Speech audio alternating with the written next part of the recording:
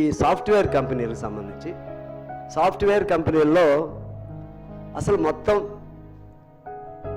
ఎంతమంది కార్మికులు ఉన్నారు? కార్మికులు ఇన్ ద సెన్స్ ఉద్యోగస్తులు సాఫ్ట్వేర్ ఉన్నారు. వాళ్ళకి కార్మిక చట్టాలు అమలు అవుతాయా లేదా, పని గంటలు ఉంటాయి రోజులో, ఇవన్నీ వారికి రిటైర్మెంట్ చట్టబద్ధంగా ఏవైనా సౌకర్యాలు ఉన్నాయా లేవా? బికాజ్ మనం శ్రమ ఎక్కడో దోపిడీ లేదు, ఇక్కడ మన కళ్ళ ముందే దోపిడీ జరుగుతుంది. ఆ పిల్లలు తమ యవ్వనం మొత్తాన్ని కరిగిస్తున్నారు, తమ శక్తినంతా కరిగిస్తున్నారు, తమ ఉన్న మేధస్సు మొత్తాన్ని కరిగిస్తున్నారు. 50 ఏళ్లకే వృద్ధులుగా అయిపోతున్నారు. తల్లిదండ్రులతో సంబంధాలు ఉండవు. భార్యాభర్తలు సంతోషం ఒకరోజు సినిమా కూడా వెళ్ళే పరిస్థితి ఉండదు. పిల్లలతో సరదాగా గడిపే సమయం ఉండదు. నైట్ డ్యూటీ ఏంటో తెలియదు, డే డ్యూటీ ఏంటో తెలియదు. వాళ్ళు నైట్ ఉన్నారా లేకపోతే డేగా ఉందా ఏమిటో కూడా తెలియదు. అదొక మాయా లోకం.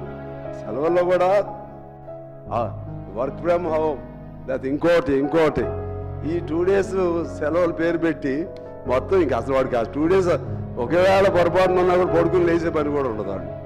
ఒకవేళ మానసికంగా మామూలుగా వ్యవసాయం చేసుకునే వాళ్ళు 24 గంటలు చేసుకున్నా బాగుంటారు. ఇది మేధో దోపిడీ అధ్యక్ష. దీనిపైన ఏదన్నా there must be a regulation, there must be a control. So all laws must be applied to them. అవి ఏమీ జరగట్లేదు. మీరు చూస్తూ ఉన్నారు, అందరికీ నడువు నొప్పులు లేకపోతే కాళ్ళు నొప్పులు లేకపోతే 50 ఏళ్ళకే అధ్యక్ష ఒక్క పని కూడా చేయలేని పరిస్థితి. దానిపైన శ్రద్ధ పెట్టవలసిందిగా నేను కోరుతూ వాళ్ళకి చట్టాలు కూడా తీసుకురావాలి.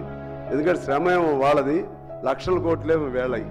నేనేం తప్పు పట్టట్లేదు సాఫ్ట్వేర్ కంపెనీలని, కానీ అదో బిగినింగ్లో అదొక ఆకర్షణగా ఉండేది సాఫ్ట్వేర్ అనగానే.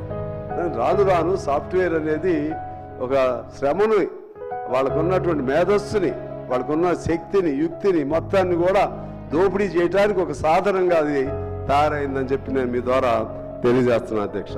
దానిపైన కొద్దిగా మన ప్రభుత్వం ఒక కంట్రోల్ తీసుకుని వస్తే మంచిది.